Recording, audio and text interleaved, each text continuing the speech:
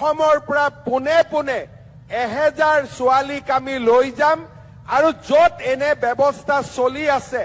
তাতে আমি প্ৰশিক্ষণ দিম যাতে এই ইণ্ডাষ্ট্ৰিটো আৰম্ভ হোৱাত প্ৰথম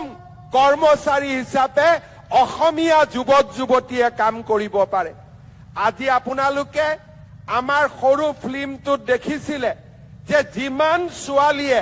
ৱেলকাম টাটা টু আছাম বুলি কৈছে তেওঁলোকে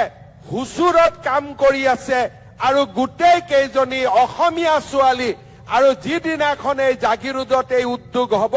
তেওঁলোক অসমলৈ উভতি আহিব আৰু অসমত কৰ্ম উদ্যমিত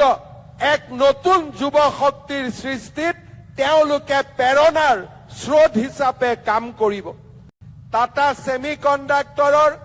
যেতিয়া আৰম্ভণি হৈছিলে তেতিয়া বহুতে প্ৰশ্ন কৰিছিলে যে এই ছেমিকণ্ডাক্টৰ ইণ্ডাষ্ট্ৰিত থলুৱা যুৱক যুৱতীয়ে কাম কৰিব পাৰিবনে নাই, কাৰণ এনেকুৱা ধৰণৰ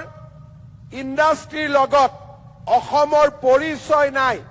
আৰু আমি এনে কামত সফল হ'ব পাৰিম নে নাই। টাটা ইলেক্ট্ৰনিক্সৰ MD ডক্টৰ ৰন্ধীৰ ঠাকুৰ ডাঙৰীয়াক এই বিষয়ে মই জনোৱাত তেখেতে মোক কৈছিলে যে আমি অসমৰ পৰা পোনে পোনে 1000 ছোৱালীক আমি লৈ যাম আৰু য'ত এনে ব্যৱস্থা চলি আছে তাতে আমি প্ৰশিক্ষণ দিম যাতে এই ইণ্ডাষ্ট্ৰিটো আৰম্ভ হোৱাত প্ৰথম কৰ্মচাৰী হিচাপে অসমীয়া যুৱক যুৱতীয়ে কাম কৰিব পাৰে। আজি আপোনালোকে আমাৰ সৰু ফিল্মটোত দেখিছিলে যে যিমান ছোৱালীয়ে ৱেলকাম টাটা টু আছাম বুলি কৈছে তেওঁলোকে হুচুৰত কাম কৰি আছে আৰু গোটেই কেইজনী অসমীয়া ছোৱালী আৰু যিদিনাখন এই জাগিৰোডত এই উদ্যোগ হ'ব তেওঁলোক অসমলৈ উভতি আহিব আৰু অসমত কৰ্ম উদ্যমিত